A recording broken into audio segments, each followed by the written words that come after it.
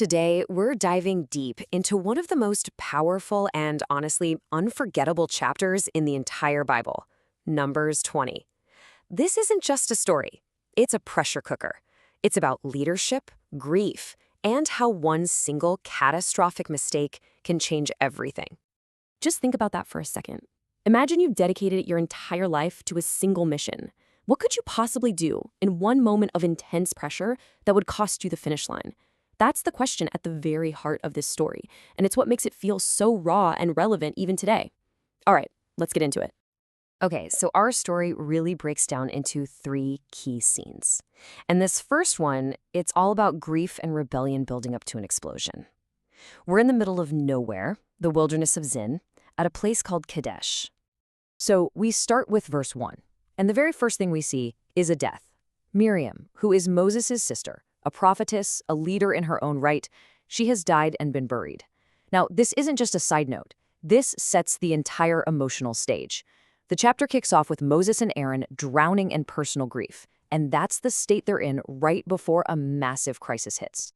And watch how fast that private grief gets swallowed by public rage. Let's walk through it. Verse 2, it hits the people, there's no water. And all that frustration from years in the desert just boils over.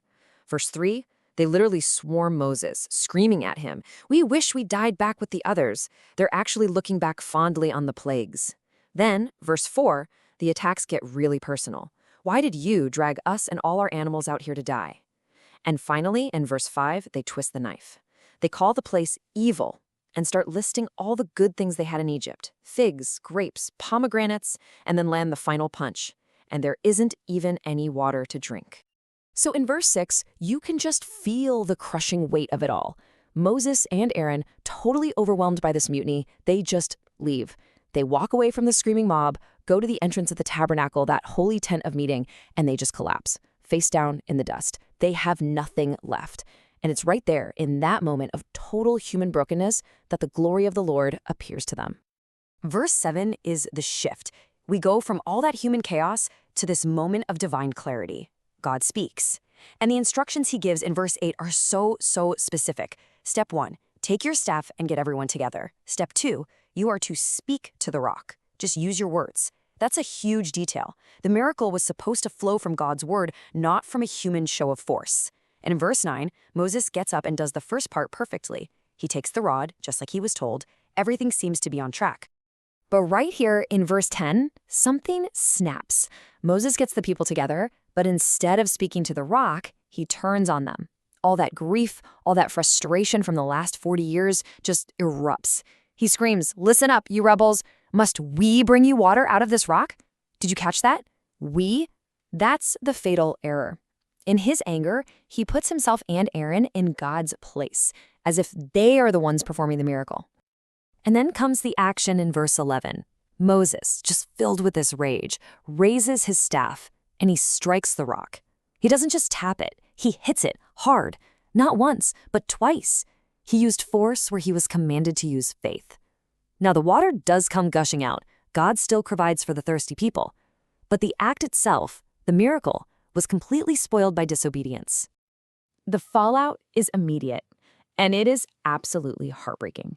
In verse 12, God speaks directly to Moses and Aaron and says, "Because you did not trust in me enough to honor me as holy in the sight of the Israelites, you will not bring this community into the land I give them."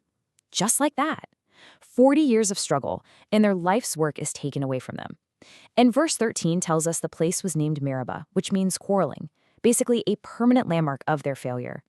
Okay, moving into scene 2. The consequences of that moment at the rock just keep coming. The journey has to continue, but now the Israelites are up against a totally different kind of wall. Not a rock that won't give water, but a kingdom that won't give them passage. So starting in verse 14, Moses decides to try diplomacy. He sends a message to the king of Edom, and it's actually a pretty brilliant appeal. In verse 15, he reminds them of their shared family history and tells them how much Israel suffered in Egypt. In verse 16, he talks about how God powerfully rescued them. Then, in verse 17, he makes a very simple, very reasonable request. Just let us walk through on the main highway. We won't touch a thing. But the reply in verse 18 is just brutal. A flat no. "You shall not pass through," the king says, "or I will come out against you with the sword." But they try one last time. In verse 19, they get even more humble, offering to pay for any water they or their livestock drink. It's a really desperate plea. But in verse 20, Edom just doubles down. Not only do they say no again, but this time they march a huge, powerful army out to the border as a show of force. And so, in verse 21, Israel has no choice. They have to turn around and go the long way. It's just another roadblock, another demoralizing defeat. And that brings us to the final, and I think the most tragic scene in the chapter, the judgment that was handed down back at the rock. Well, now it's time to pay the price. And it's Aaron who goes first. So this last journey starts in verse 22 when they reach Mount Hor. In verse 23, God speaks to Moses and Aaron there. And the message in verse 24 is just stark. Aaron is going to be gathered to his people. He's not going to make it to the promised land, all because of that rebellion at Meribah. Then God gives these solemn instructions. Verse 25, take Aaron and his son Eleazar and go up Mount Hor. And verse 26, remove Aaron's garments and put them on his son, for Aaron will be gathered to his people. He will die there. This is it, a public succession and a final goodbye. What happens next is just burned into your memory. In verse 27, Moses obeys. He leads his brother and his nephew up the side of this mountain with the whole nation watching from below. And then, verse 28, we see the ceremony.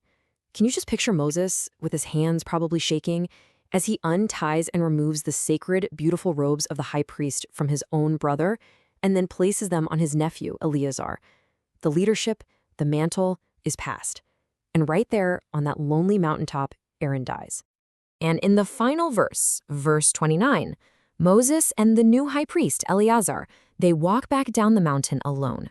When the people down below realize what happened, that Aaron is gone, the entire nation weeps for him for 30 days. Think about the irony there. The same crowd that was ready to kill their leaders at the start of the chapter now spends a whole month in deep mourning for one of them.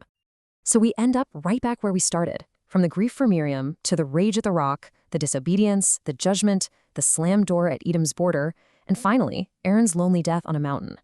This chapter is just such a raw, powerful story, and it leaves you with this heavy thought. A lifetime of faithfulness can be completely altered by one single moment of breaking under pressure.